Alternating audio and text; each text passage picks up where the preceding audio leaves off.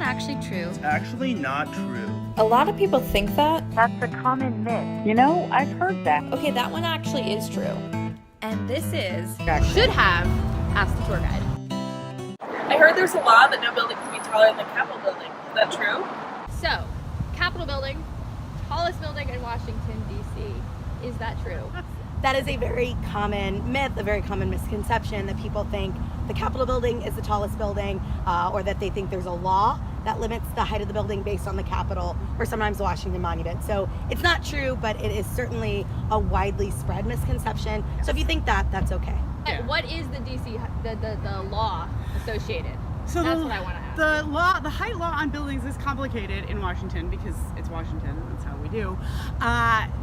No building can be more than 20 feet higher than the width of the street that it's on, which means that most of our tallest buildings, and by tallest I mean tallest, are going to be on K Street because that's the widest street in the district. To expand on that a little bit, our first act to ever really talk about how tall buildings could be comes in 1899, which is before a lot of the more modern architecture that we've come to expect. Congress reevaluates the Height Act in 1910 and sort of sets up the limitation we have today. Essentially, though, 130 feet is about the limit. So it's either the width of the street it's located on plus 20 feet or 130 feet, but unless you get a special exception, you're not building a building taller than 130 feet if it's being built after 1910. Which is not very tall. Not very tall. No. They deliberately wanted to give DC a low profile. And what is the tallest building in Washington? What is the tallest? Well, I guess that depends on so how what you you describe as a tallest. building.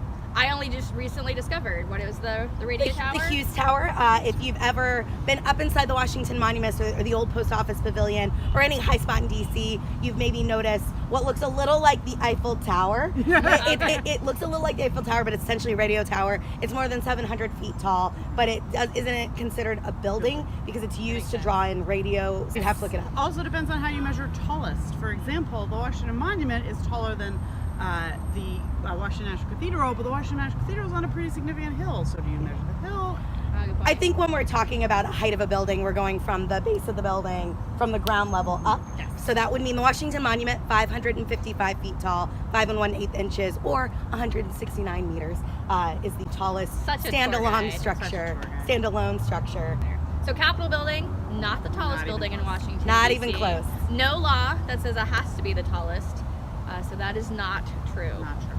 So if you guys have any future myths, misconceptions, questions about Washington, D.C. or American history in general, comment below, let us know, tag us on social media, hashtag should have asked the tour guide.